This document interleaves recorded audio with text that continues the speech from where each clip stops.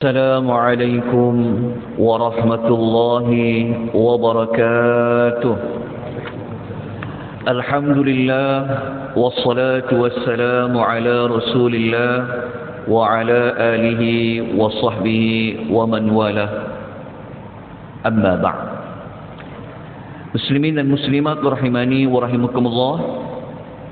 Alhamdulillah, pada pagi ini kita dipertemukan sekali lagi oleh Allah Subhanahu wa taala di salah satu rumah Allah Subhanahu wa taala. Moga-moga Allah menerima amal-amal soleh kita. Pagi ini insya-Allah kita akan membaca, melihat tafsiran ayat, dan seterusnya kita mengambil petunjuk daripada ayat yang ke-53. Ayat ini di dalam nota bercetak berada pada muka surat 329. Kalau tuan-tuan melihat secara PDF soft copy, ayat nombor 53 ini berada pada slide nombor 657. A'udzu billahi minasy syaithanir rajim.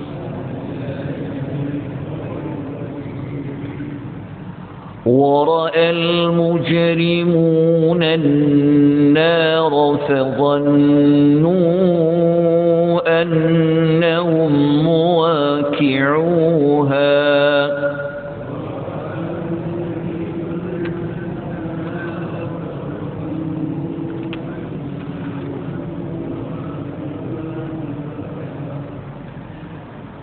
ولم يجدوا عنها مصرفا.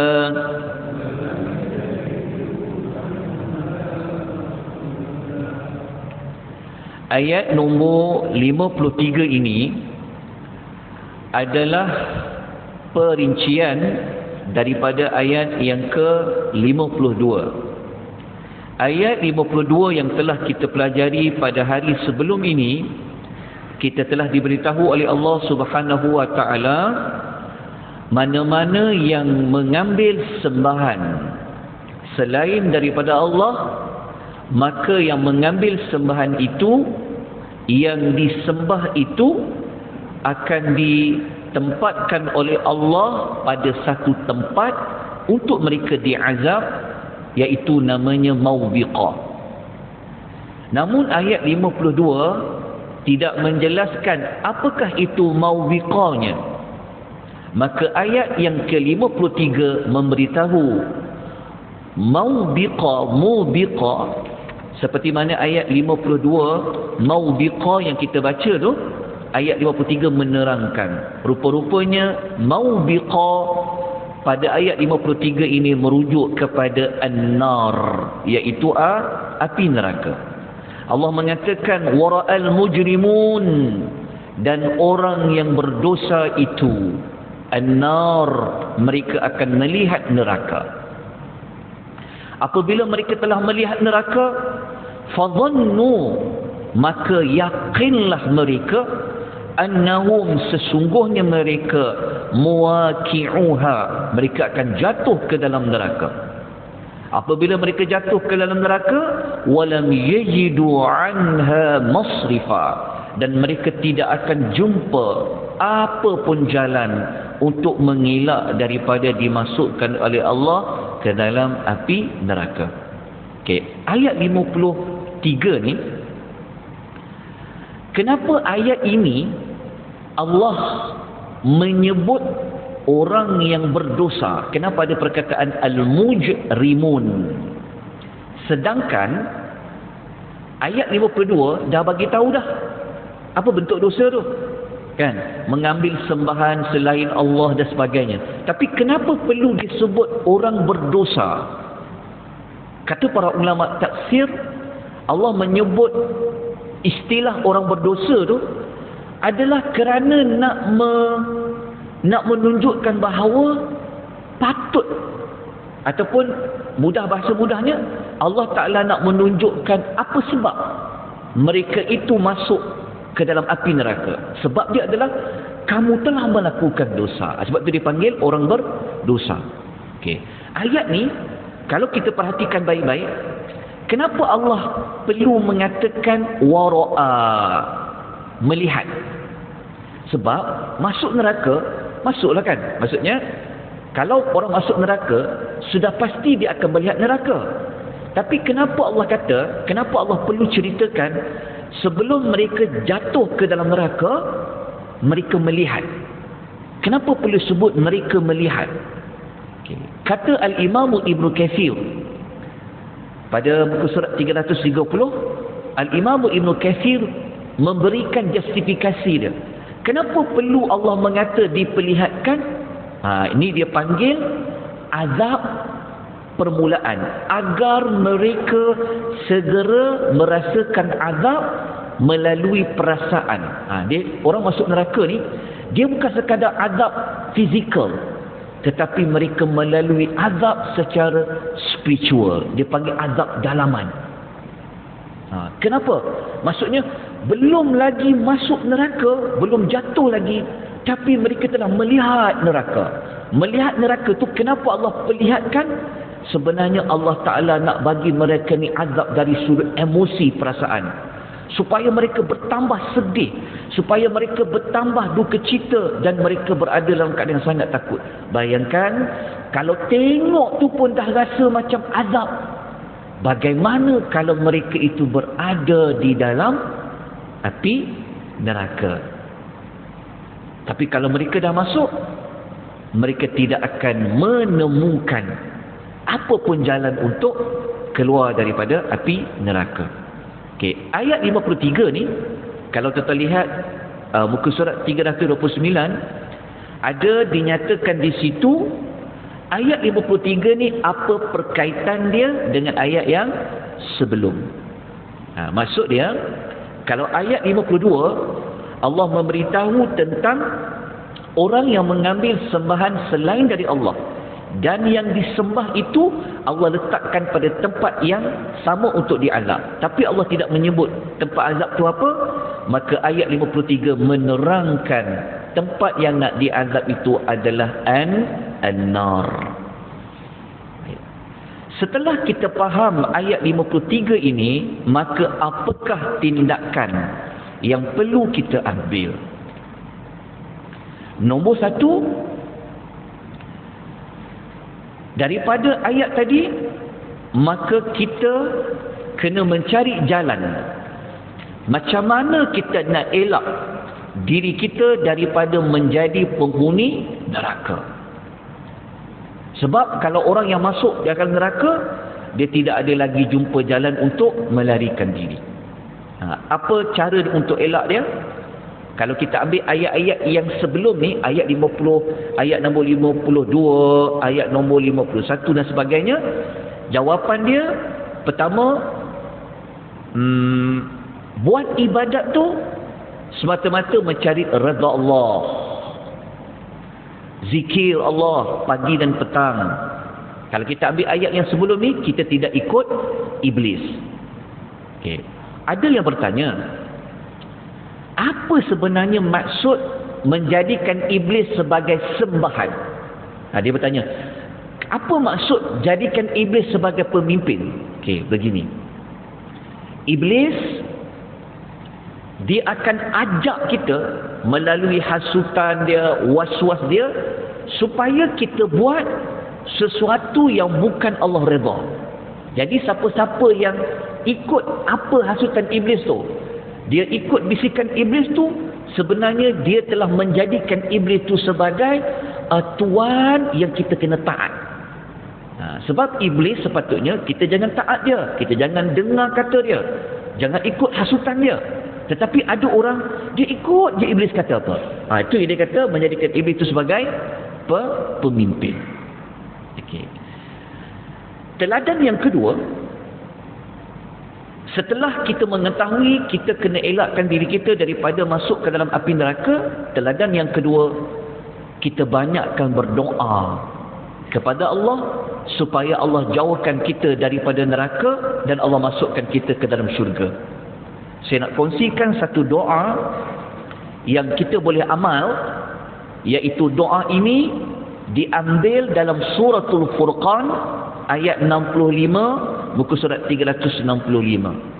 Kalau doa ni kalau nak amal, kita ambil daripada potongan ayat yang Rabbana furif 'anna 'adzab jahannam inna 'adzabaha kana gharama innaha sa'at mustaqarran wa muqama.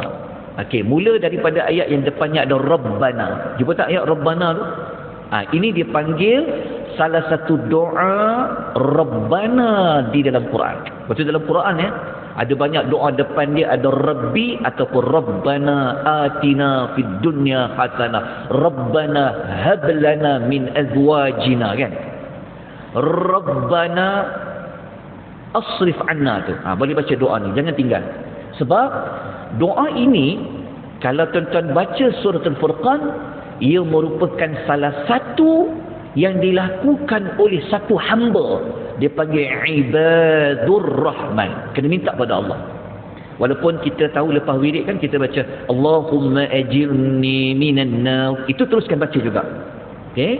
Tetapi dalam masa yang sama, doa ini dia lebih menunjukkan kepada betapa takutnya kita daripada api neraka. Kalau kita baca doa tu, kita kata Rabbana, wahai Rabb kami, asrif 'anna 'adzab jahannam, jauhkan kami daripada azab api neraka jahannam. Kenapa? Inna 'adzabaha, sesungguhnya azabnya itu kana gharama, adalah satu kebinasaan yang kekal.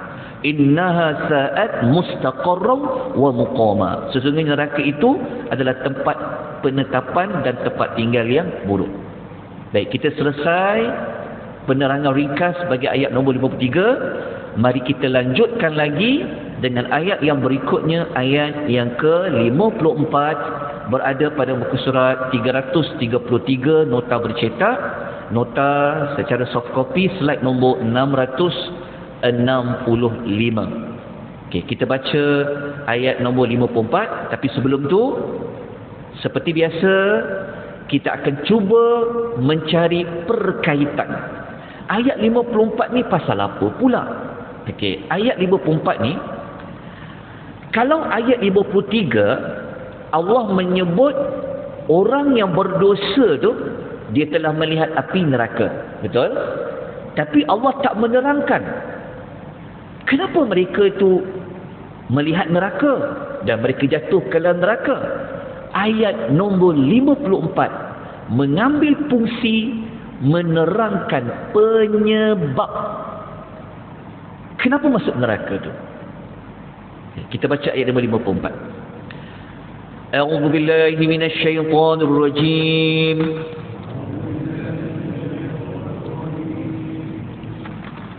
وَلَقَدْ صَرَّفْنَا فِي هَذَا الْقُرْآنِ لِلنَّاسِ مِنْ كُلِّ مَثَلٍ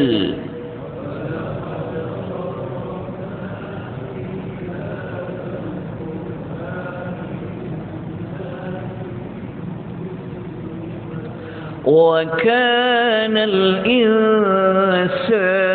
أَكْثَرَ شَيْءٍ جَدَلًا.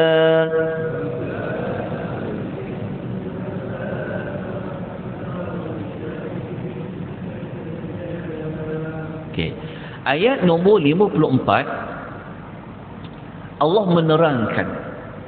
Allah kata, dan sesungguhnya kami benar-benar telah jelaskan tu maksudnya apa?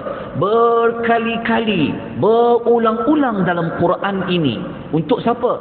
Untuk manusia. Macam mana Allah jelaskan? Allah menggunakan segala jenis perumpamaan. Tuan-tuan pernah belajar perumpamaan di dalam Quran?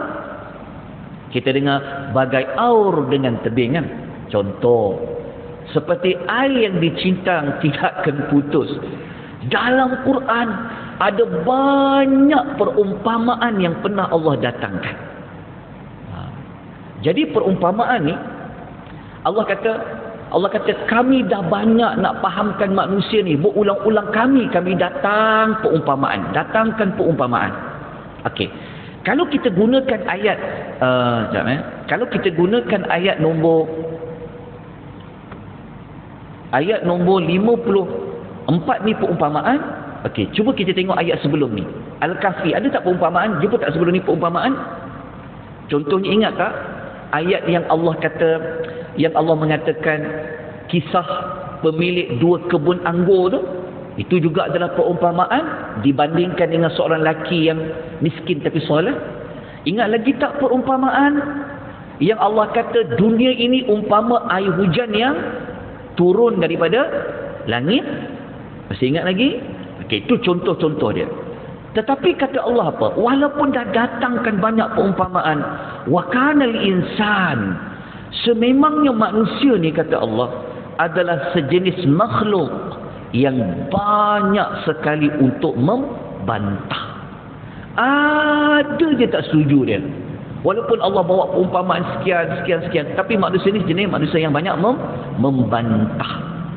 Okey, para ulama tafsir ada yang mengatakan insan pada ayat nombor 54 ni merujuk kepada orang-orang kafir. Ada para ulama kata bukan orang kafir, dia merujuk kepada semua manusia. Okey, jadi baca pada, kalau tuan baca sekejap dia slide saya ni dia seperti tidak bergerak. Tuan nampak tak? Okey. Jadi kalau baca ulasan Ibnu Katsir, dalam tu dia ada sebutlah beberapa huraian. Okey, kita teruskan pengisahan kita pada pagi ni. Mari kita melihat daripada ayat 54 yang Allah kata dah berulang kali Allah datangkan perumpamaan di dalam Quran, seperti mana beberapa perumpamaan dalam suratul Kahfi, tapi ada manusia dia tak nak mengambil faedah. Yang dia buat apa? Dia banyak membantah. Okey, dia tak terima perumpamaan itu dan sebagainya. Okey, daripada ayat nombor 54 ni, apakah teladan tindakan yang boleh kita ambil? Okey, nombor 1, kita hendaklah menjadikan Al-Quran sebagai petunjuk dan menjadi pembimbing dalam kehidupan. Sebab apa? Sebab memang Allah jadikan Quran ini adalah untuk linnas, untuk manusia. Okey, macam mana nak jadikan Quran sebagai petunjuk? Tidak ada jalan lain, kena faham apa yang Allah katakan. Dah jumpa petunjuk tu, maka jadikan petunjuk tu yang membimbing hidup kita. Yang kedua, teladan yang kedua, tindakan yang kedua, kita kena terima apa sahaja isi kandungan Al-Quranul Karim. Walaupun Allah datangkan ayat Quran itu dalam bentuk perumpamaan, tak perlu kita banyak membantah. Jadi kalau tuan-tuan nak belajar perumpamaan di dalam Quran, sejemput tuan-tuan ke Masjid Sayyidina Umar Al-Khattab, Bukit Damansara. Hari Rabu ni, hari-hari ni, setiap Rabu kita ada kuliah jam 9 sehingga 10 pagi dekat Dewan bawah, tingkat bawah tu. Memang kita membincangkan semua ayat-ayat yang berbentuk perumpamaan. Sangat menarik. Jadi sejemputlah tuan-tuan mengikuti kelas secara percuma, boleh ikut, insya-Allah kita akan belajar tentang perumpamaan. Jika tuan-tuan tidak ada apa-apa sebarang aktiviti dan sebagainya. Alhamdulillah, kita dah sampai ke ayat yang ke-54. Insya-Allah pada esok hari kita akan masuk pula kepada ayat yang ke-55 yang berada pada muka surat 335,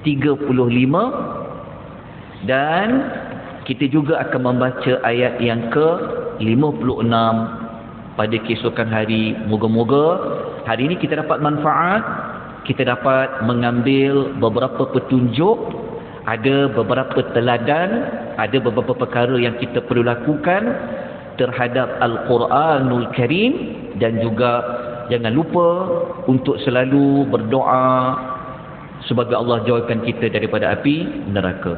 Saya sudahi dengan aqulu qawli hadza wa astaghfirullahal azim wa billahi taufiq wal hidayah. Wassalamu alaikum warahmatullahi wabarakatuh. Subhanakallahumma wa bihamdika asyhadu an la ilaha illa anta astaghfiruka wa atubu ilaik. والعصر إن الإنسان لفي خسر إلى الذين آمنوا وعملوا الصالحات وتواصوا بالحق وتواصوا بالصبر.